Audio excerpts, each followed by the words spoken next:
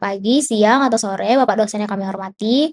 Pada kesempatan ini, kami akan mempresentasikan video pembelajaran kami mengenai hasil artikel analisis perubahan Undang-Undang Nomor 1 Tahun 1974 tentang perkawinan menjadi Undang-Undang Nomor 16 Tahun 2019.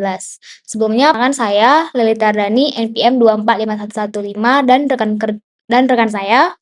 Selvi Septiani dengan NPM 2451144.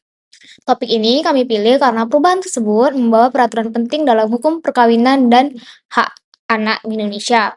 Dalam video ini kami akan membahas subjek dan objek hukum yang terkait, persamaan dan perbedaan norma sebelum dan sesudah undang-undang, serta akibat hukum yang timbul setelah berlakunya Undang-Undang Nomor 16 Tahun 2019. Untuk itu, mari kita simak pembahasannya bersama. Sebelum membahas perubahan aturannya, kita perlu mengetahui terlebih dahulu siapa aja sih yang menjadi subjek hukum dan apa aja objek yang diatur dalam undang-undang ini. Subjek hukum dalam pengaturan perkawinan tentu adalah calon suami dan calon istrinya, sebagai pihak yang akan melangsungkan pernikahan atau perkawinan. Selain itu, terdapat orang tua atau wali yang memiliki peran dalam pemenuhan syarat perkawinan, terutama apabila calon mempelai belum memenuhi persyaratan tertentu. Kemudian terdapat pengadilan yang berwenang memeriksa dan memutus permohonan dispensasi kawin, serta negara sebagai pembentuk dan pelaksanaan aturan hukum. Sementara itu, objek hukum yang diatur adalah perkawinan, khususnya mengenai syarat-syarat untuk melangsungkan perkawinan, termasuk ketentuan mengenai batas usia dan minimum perkawinan.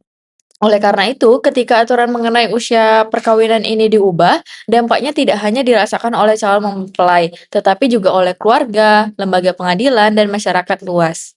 Selanjutnya, kita akan membahas perbandingan antara Undang-Undang Nomor 1 Tahun 1974 dengan Undang-Undang Nomor 16 Tahun 2019. Meskipun mengalami perubahan, terdapat beberapa ketentuan yang tetap dipertahankan. Yang pertama, tujuan perkawinan tetap sama, yaitu membentuk keluarga yang bahagia dan kekal yang berdasarkan ketuhanan yang Maha Esa yang diatur dalam pasal 1.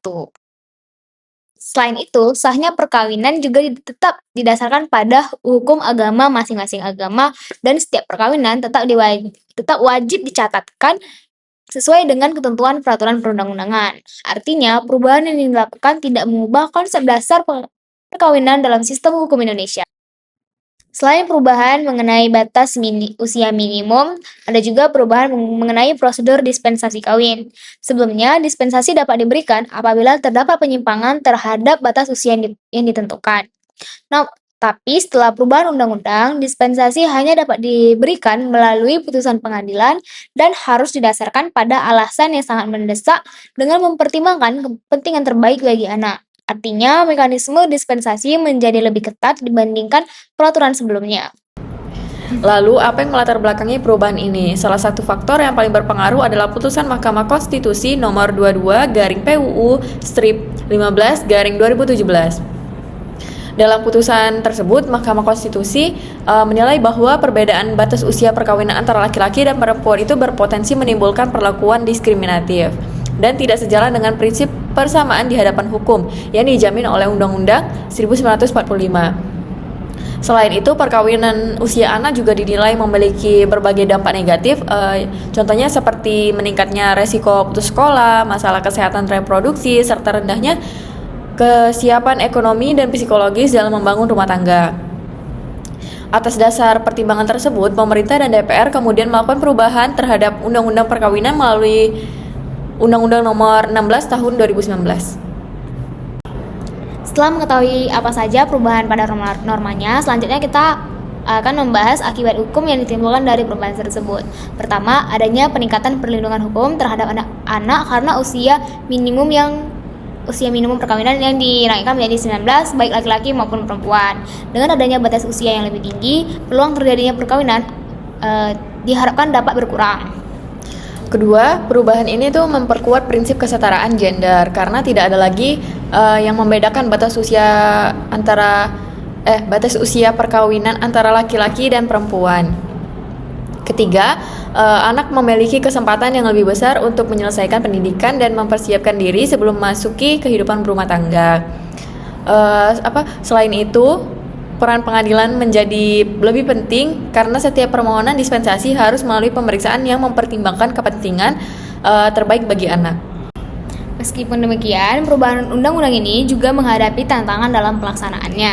Dalam praktiknya, masih banyak permohonan dispensasi kawin yang diajukan ke pengadilan. Nah, ini menunjukkan bahwa faktor sosial, budaya, dan ekonomi masih menjadi penyebab terjadinya perkawinan usia anak di berbagai daerah. Dengan kata lain, perubahan norma hukum perlu didukung oleh edukasi dan kesadaran masyarakat agar tujuan pembentukan undang-undang terlaksana secara maksimal. Nah, kita udah sampai di ujung materi nih. Dapat kami simpulkan berdasarkan pembahasan yang telah disampaikan tadi bahwa perubahan Undang-Undang Nomor 1 Tahun 1974 itu menjadi Undang-Undang Nomor 16 Tahun 2019 berfokus pada penyamaan batas usia minimum perkawinan menjadi 19 tahun bagi laki-laki dan perempuan. Perubahan tersebut merupakan bentuk perlindungan terhadap hak anak sekaligus upaya mewujudkan kesetaraan dalam hukum perkawinan di Indonesia. Selain mengubah norma hukum, perubahan ini juga menimbulkan berbagai konsekuensi hukum dalam pelaksanaannya. Demikian video pembelajaran yang dapat kami sampaikan. Terima kasih. Terima kasih.